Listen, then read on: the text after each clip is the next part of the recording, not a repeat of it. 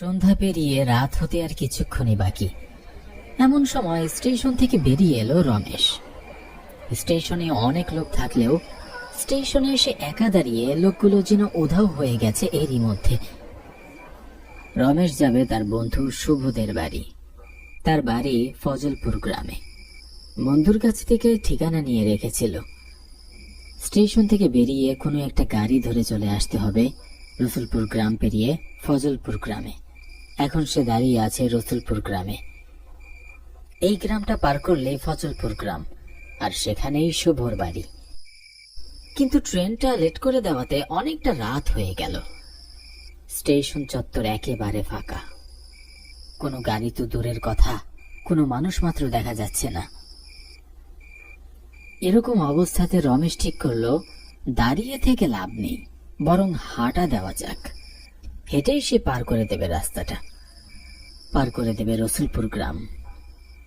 এই কথা ভেবে রমেশ হাঁটা শুরু করলো।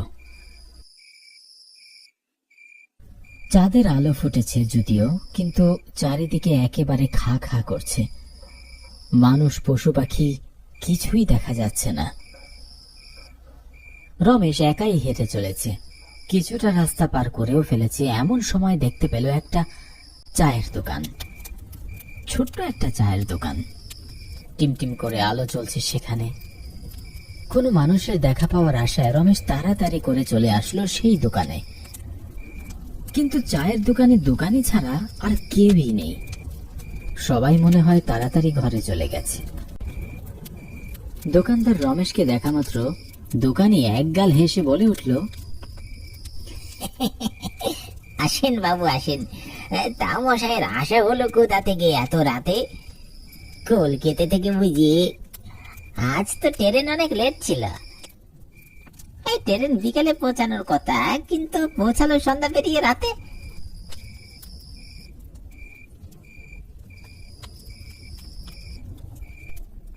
হ্যাঁ, কলকাতা থেকেই আসছি।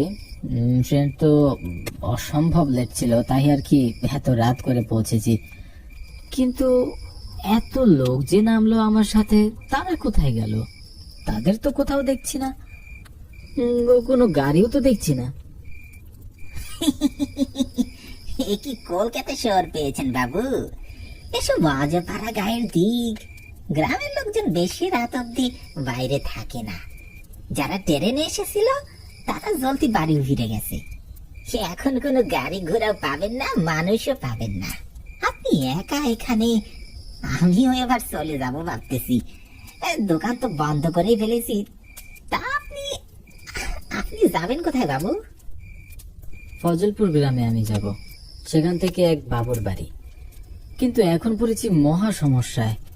না কোনো লোকজন, না কোনো গাড়ি ঘোড়ার দেখা পাচ্ছি। কি করে যাওয়া যায় সেখানে?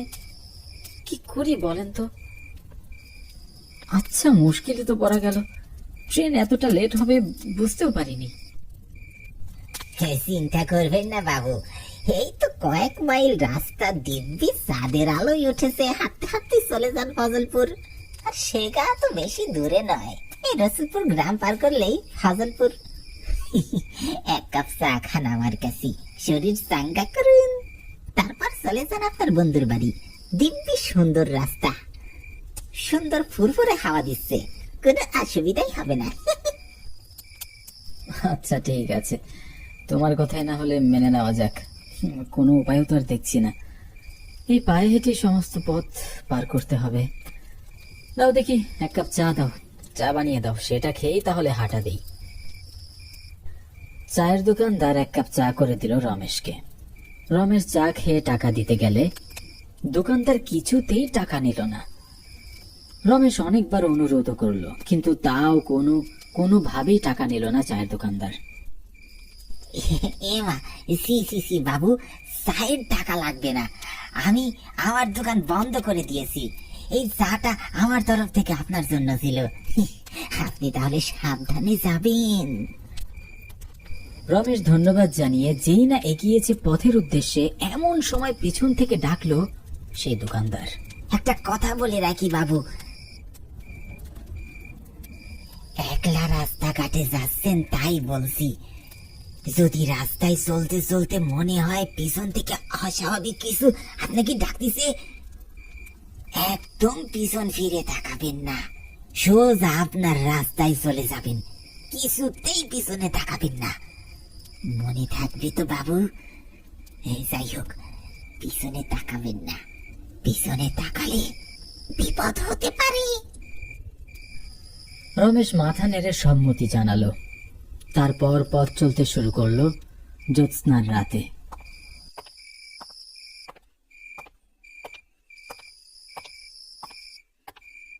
চাঁদের আলো পড়েছে চারদিকে। মাঠের মধ্য দিয়ে সরু রাস্তা, চারিদিকে গাছপালা, ফাঁকা মাঠ, ঝিঝি পোকার আওয়াজ আসছে। এছাড়া কোনো আওয়াজই আর পাওয়া যাচ্ছে না। রমেশ হাঁটছে, চারিদিকে সুন্দর নিস্তব্ধ পরিবেশ। রমেশ হাঁটতে হাঁটতে অনেকটা পথ পার করেই ফেলেছে। হঠাৎ তার খটকা লাগলো। সে তো একাই হাঁটছে, আর তো কেউ নেই। তাহলে আরেক জোড়া পায়ের আওয়াজ কোথা থেকে আসছে? রমেশের চিন্তা হলো, কোনো চোর বা ডাকাত তো পিছনে নেই, নয়তো এই রাতে মাঠের মধ্যে একা পেয়ে সব তো চুরি করে নেবে। যদিও চুরি করার মতো কিছু নেই তার কাছে, সে তো আরেক সমস্যা, তাতে যদি রাগ করে খুন করে দেয়। রমেশের খুব চিন্তা হতে লাগলো। সে আবারও তাড়াতাড়ি পা চালাতে লাগলো, কিন্তু তাও শুনলে তার সাথে আরেক জোড়া পায়ের শব্দ তাড়াতাড়ি চলেছে তার সাথে। এবার রমেশের খুব ভয় করতে লাগলো। সে এবার ছুটতে শুরু করলো, কিন্তু কিছুটা ছোটার পর সে বুঝতে পারলো পিছনের লোকটাও তার সাথে ছুটে চলেছে। রমেশ আর ছুটতে পারছিল না। ভয় ও ক্লান্তি তাকে ঘিরে ধরেছিল। সে ঠিক করলো পেছনে ফিরে মোকাবেলা করবে এই লোকটার সাথে, যে তার পিছনে ছুটে চলেছে। চায়ের দোকানদারের কথা বেমালুম ভুলে গেল রমেশ। দাঁড়িয়ে পড়ল মাঝ রাস্তায় এবং শটাং ঘুরে গেল পিছনের দিকে। আর ঘোড়া মাত্র ভয়ে দিশেহারা হয়ে গেল রমেশ। মানুষ কোথায়?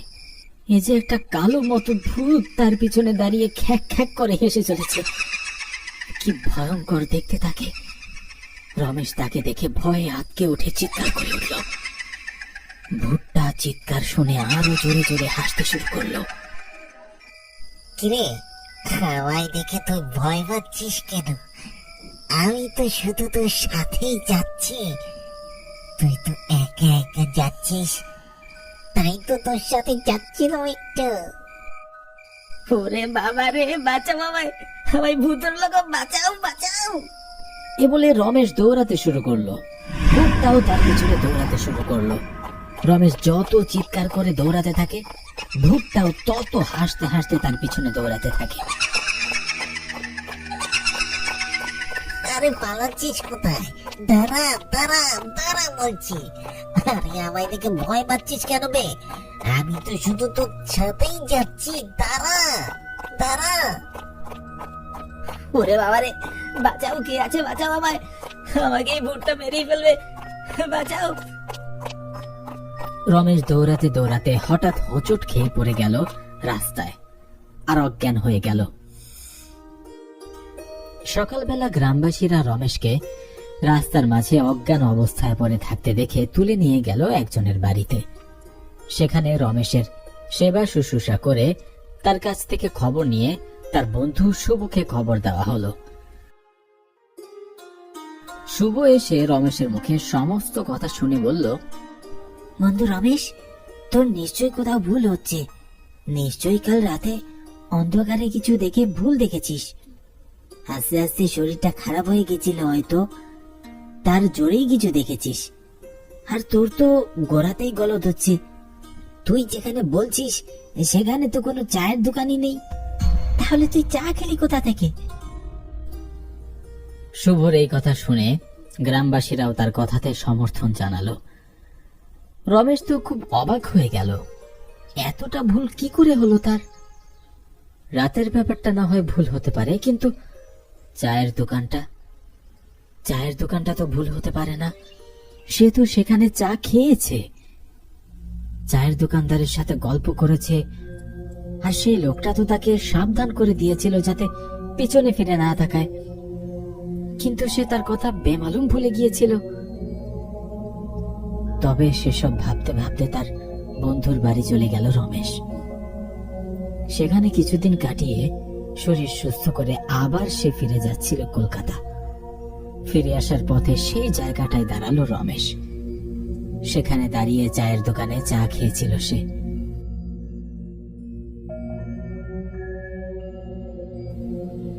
কিন্তু অবাক কাণ্ড, সেখানে তো কোনো চায়ের দোকানই নেই। চারিদিকে শুধু ফাঁকা মাঠ খা খা করছে। অবাক হয়ে দাঁড়িয়ে থাকলো রমেশ এবং ভাবতে লাগলো, এও কি সম্ভব?